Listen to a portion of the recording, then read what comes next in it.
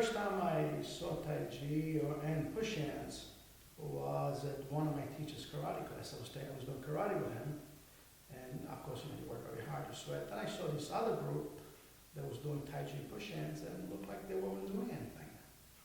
And I said, great, that's what I want to do. What my teacher used to attract me into the push hands, into the taiji, was, specifically push hands, was that in those days, I was a good kicker. I'd kick left and right. I wasn't really comfortable with hands or such thing. It was, a Korean karate. So he said, try and move me, try and push me. And I realized I was falling off balance every time. And that's when I said, oh, I want to do this because I can kick and I can do things with my hands. And he very smart me. He said, yeah, great idea. It's true.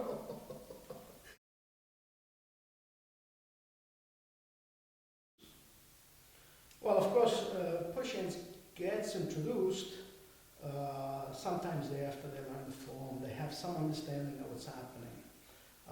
The first introduction of push-ins that I do with the beginner group, mostly the seniors or women, is the idea of neutralizing.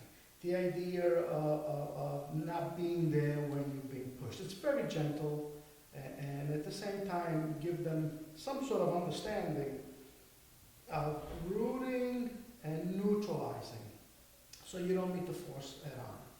That I do with women in the older crowd.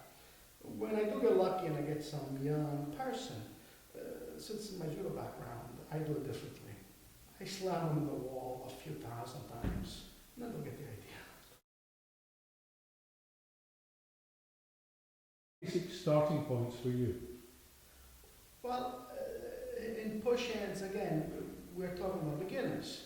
So with beginners, they have some understanding of standing, some understanding of stability. So now the idea is twofold in a way.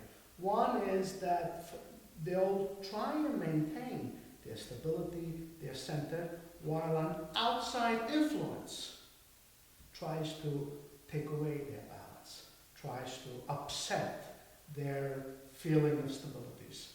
And in push hands, you try and teach them that they not only can maintain it while moving, but maybe even hopefully upset the balance of the person who's doing the aggression, the push. That's pretty much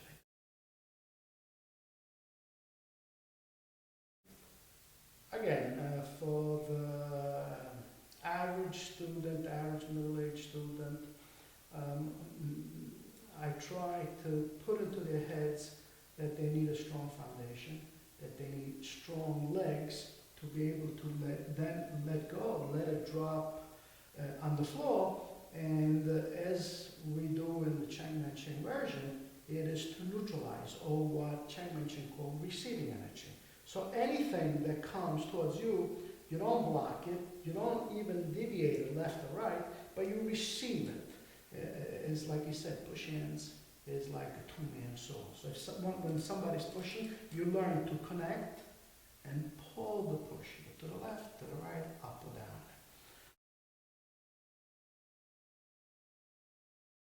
Same thing holds true for the young folks whom I like to play for a competitive spirit. And basically the same thing holds true. You need a strong body, you need a strong foundation. But there, I throw in more physical, demanding stuff, where a push is not just it could be aimed specifically, but it's in a gentleness.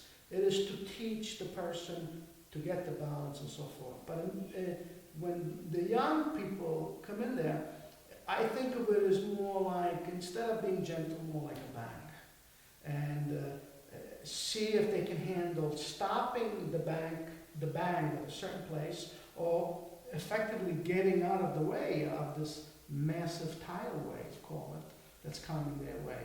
So even though it's the same, it's different. I give them more pressure. I give the younger student more pressure. I want their bodies to change. And the only way to do it is by giving them stress, lots of stress. The body breaks down, the body rebuilds. And all the holds true. Relax, sink, moving of the joints, expanding the joints. So none of this really changes. The stress is twofold, threefold.